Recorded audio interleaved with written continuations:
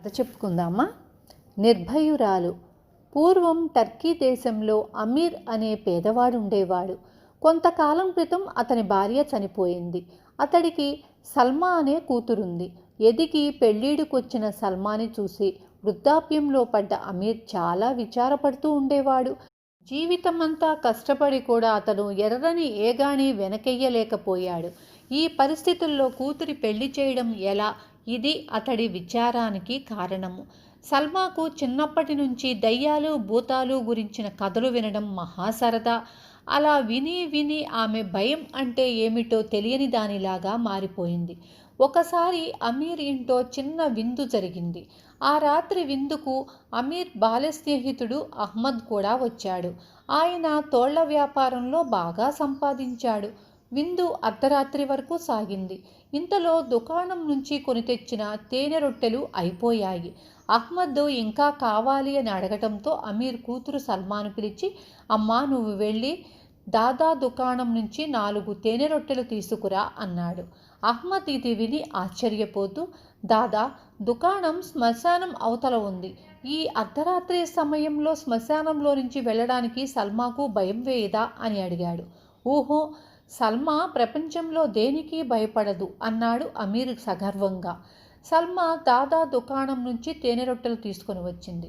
అప్పుడు అహ్మద్ అమీర్తో, రేపు అమావాస్య, రేపు అర్ధరాత్రి నీ కూతురు శ్మశానంలోకి వెళ్ళి అక్కడి నుంచి ఒక కపాలం తీసుకురాగలదా అని అడిగాడు. ఒకటేం కర్మ, అక్కడ దొరికిన కపాలాలన్నీ తెమ్మన్నా తెస్తుంది. ఏం పందెం కాస్తావా? 100 బంగారు కాసులు అన్నాడు అమీర్ నవ్వుతూ. పందానికి అంగీకరించాడు. అహ్మద్ తెల్లవారాక అతడు ఖాన్ అనే ముసలివాడికి డబ్బాస చూపించి ఆ రాత్రి శ్మశానంలో ఏం చెయ్యాలో వాడికి చెప్పి అర్ధరాత్రి అవుతూనే అమీర్ ఇంటికి వచ్చి సల్మాతో శ్మశానానికి పోయి కపాలం ఒకటి తెమ్మన్నాడు. సల్మా తండ్రి అమీర్ అనుమతి తీసుకొని శ్మశానానికి వెళ్ళింది.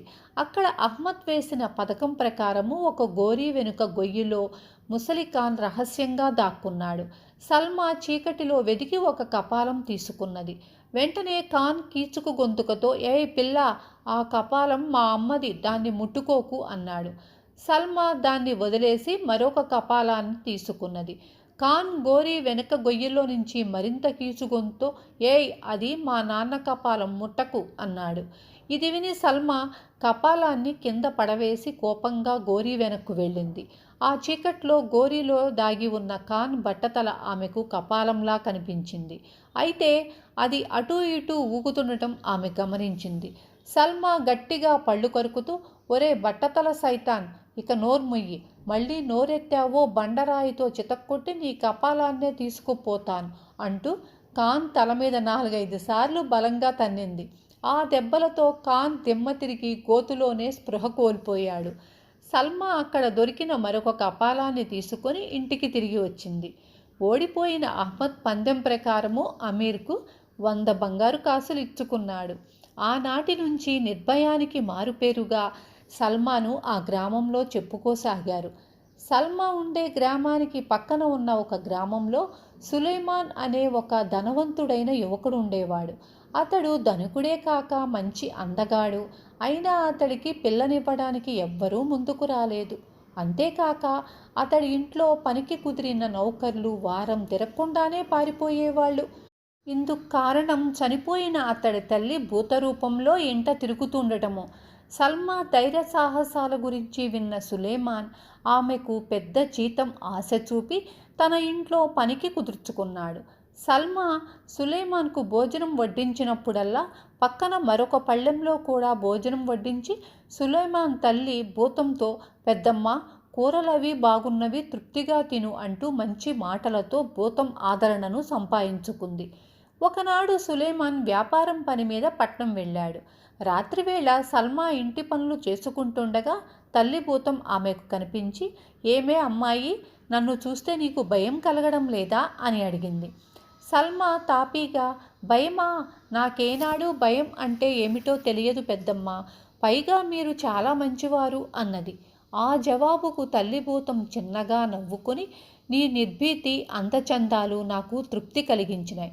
అయితే వీటికి తోడుగా ఎంతో సంపన్నుడైన నా కొడుకు ఇంటి యజమానురాలుగా మంచి తెలివితేటలు కూడా కావాలి. అవి నీలో ఏ పాటి ఉన్నవో నాకు తెలియడం లేదు అన్నది. ఆ మాటలకు సల్మా తల వంచుకొని ముసిముసిగా నవ్వుకున్నది. తల్లిభూతం ఒక్క క్షణం ఆగి, ఈ ఇంటి దిగువన ఒక నేలమాళిగ ఉన్నది. ఆ అర్ధరాత్రి చీకట్లో నువ్వు నా వెంట అక్కడికి రాగలవా అని అడిగింది. అదెంత పెద్ద పని పెద్దమ్మా అన్నది సల్మా తొణక్కుండా. తల్లిభూతం ముందుండి దారి తీసింది. సల్మా భూతం నుంచి వచ్చే వెలుగులో దాని వెనుక నడవసాగింది. భూతం ఆమెను ఒక గదిలో ఉన్న మెట్ల మీద నుంచి కిందకు తీసుకుపోయింది.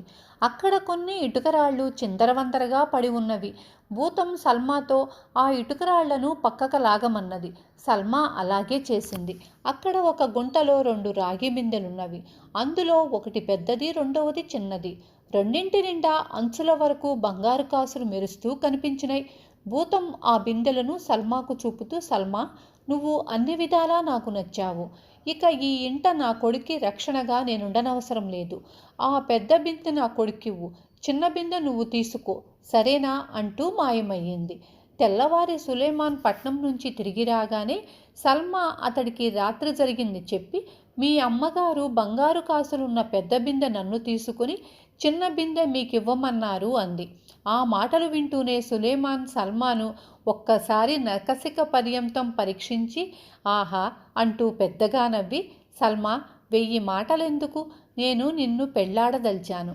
అప్పుడు పెద్ద చిన్న బిందెలు నిండుగా బంగారమంతా మనదే అవుతుంది, ఏమంటావ్ అన్నాడు. సల్మా సిగ్గుతో తల పక్కకు తిప్పుకొని ఏ జవాబు చెప్పకుండా తన ఇంటికి వెళ్ళి తండ్రి అమీర్తో జరిగిందంతా చెప్పింది. అతడు కూతురి అదృష్టానికి పరమానందం చెందాడు. తరువాత వారం తిరగకుండానే చుట్టుపక్కల 100 గ్రామాలలో అందరికన్నా సంపన్నుడైన సులేమాన్తో భయమంటే ఎరుగని సల్మా వివాహం వైభవంగా జరిగింది.